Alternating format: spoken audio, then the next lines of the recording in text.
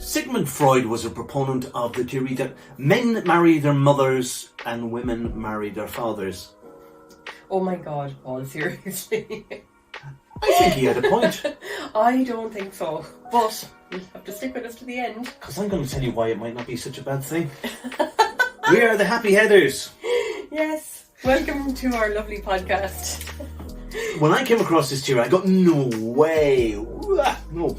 But there is an element of truth in it, and the more you look at couples and you get to know people, you kind of go, oh God, yeah, like yeah, she's what he's a carbon copy of her father. Oh wow. Yeah. I hear people saying that a lot actually, you know, about different relationships. But I think it like attracts like, isn't it? Do you know what I think it is? The face that you see in the mirror every morning is the face that you know well or best. Okay. It's the face that you trust. And you're probably going to look a little bit like your father. You have to be, a little bit.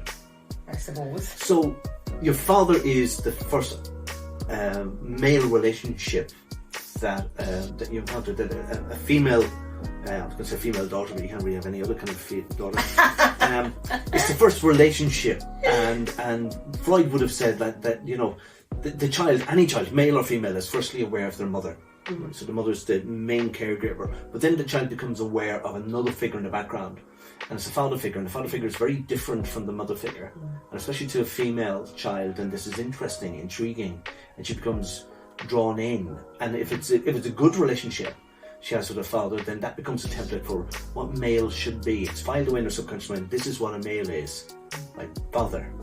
And years later, when she goes out into the world of dating, her mind kind of goes, I need to find a male, this is what a male is. And she'd be subconsciously, when I say subconsciously, not consciously, subconsciously attracted to somebody who is like her father, either looks-wise or personality-wise. But you're saying her radar is already predisposed. It's already coloured.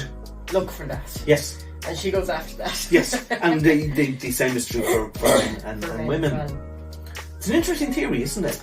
Well, I think it probably is, you know. I think that... there's probably lots of people watching this now and kind of looking at the other half and go, oh is shit. He or is she really like that? And I think that the same is true in gay and lesbian relationships as well. Yeah. And transgender, you know, when you change or you go to be more like your mum or your dad, because that's what you've grown up with. I do believe that you're given a certain set of values. It's the nature-nurture kind of thing where, you know, we're wondering, like, is it the nature in which we've been born, or is it the nurture we've gotten growing up? A bit of both. Kind of, yeah. And has to be. It's always been a bit of both, really. Like, it's what we grow up with and what we're used to. And yeah. That's why we go for people that, like, one big thing for me was I had this friend years ago and he was a doctor, you know, and I always thought he was like really godlike, you know, but he was into sailing and golf and all of these things that we were not into when we were growing up.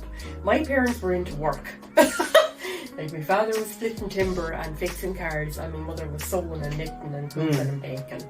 You know, that's what was going on in our house growing up.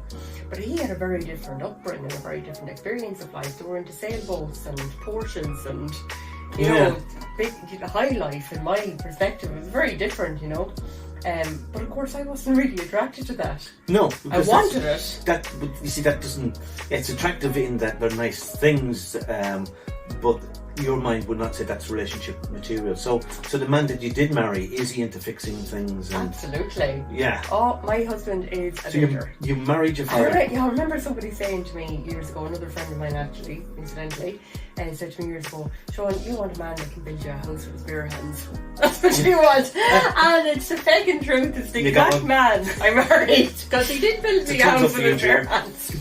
But it's interesting that if you've had a dysfunctional or an abusive relationship with either one of your parents, then that again is still the thing that you're attracted to. People say, well, why would I want to attract more of that stuff into my life? It's subconscious. It's your subconscious programming. Yeah. It defies logic. It's an emotional programming thing. Yeah, absolutely. So oftentimes I would come across people who you know would be in relationships. Oh, I married a bastard, and then I left that relationship, and the next thing I go, it seemed to be okay for, and he turned out to be a right bastard. And then the next guy turned, and I said, how unfortunate are you Of all the females on the planet, that the percentage of guys on the planet that you happen to find 3 or 4 bastards in a row.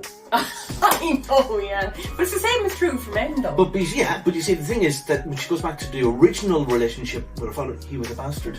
Yeah, and probably and she's collecting them. Yeah. Now, I am au fait with the theory as well that, a woman can look for traits of her mother in her husband.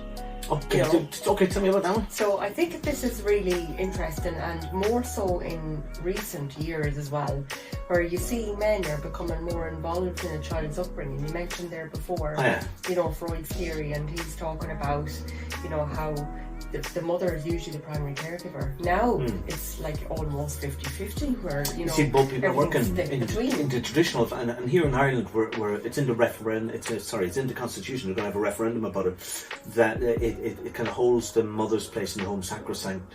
And because this goes back to the 1920s or wherever the thing was drafted, where the woman would be at home, but now more often than not the woman is out, and the father could be the person at home.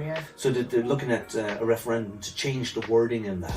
That's right. Yeah, that started about 2 years ago and still hasn't happened. We do things in this it's a bit slow over here. Country of ours, yes. Yeah.